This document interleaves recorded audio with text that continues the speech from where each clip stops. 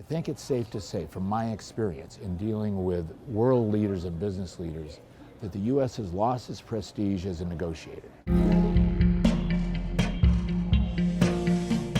have to give Americans an equal playing field. So if you're dealing with China, right now, Trump is right.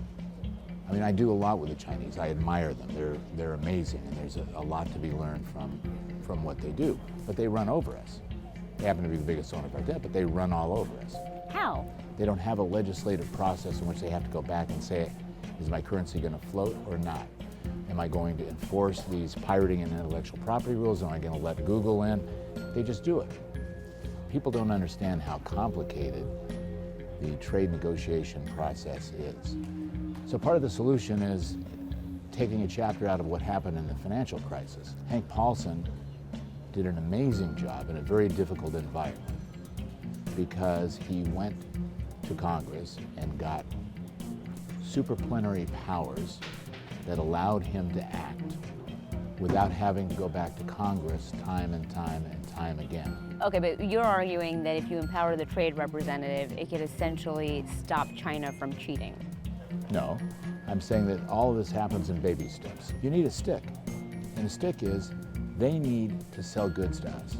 Everybody in the world needs to sell goods to us. I mean, North America is blessed by being surrounded by oceans. And amongst the three countries, we could actually survive by ourselves. So all of this is just a first step forward in saying, you want to have a discussion, we're going to have a discussion with a 6-gun in our holster. But don't they have a gun in their holster too? Zero. What? Who? What about cheap goods? America is addicted to cheap goods. So what? Well, who are they going to sell them to?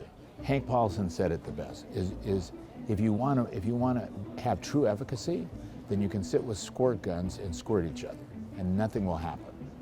Or you can build a bazooka. What's the bazooka with China? And how do you know that they don't have a bazooka? We have the bazooka because we're the market in which they have to sell. So the real issue is, what if they dump their debt? What happens to the dollar if they dump their debt? They're not going to, where are they going to dump their debt? What are they going to alternate into? We're the currency of choice. We're the postage stamp of capital preservation. It's not going to happen. I think it's safe to say, from my experience in dealing with world leaders and business leaders around the world, that the U.S. has lost its prestige as a negotiator. You just came out with a paper, Trade is Anything But Free.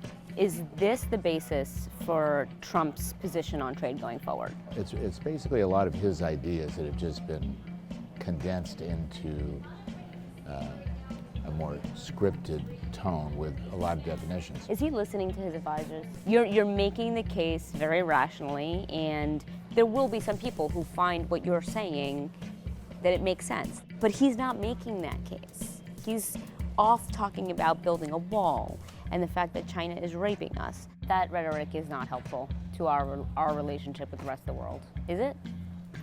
Actually, I think it is. And it is. Look at Mexico. Why would the president of Mexico meet with a candidate? He risked his presidency in saying, there's something meaningful that I can construct with a man like this that I haven't been able to construct with the current president of the United States. That's the simple test. That's the way that I look at it.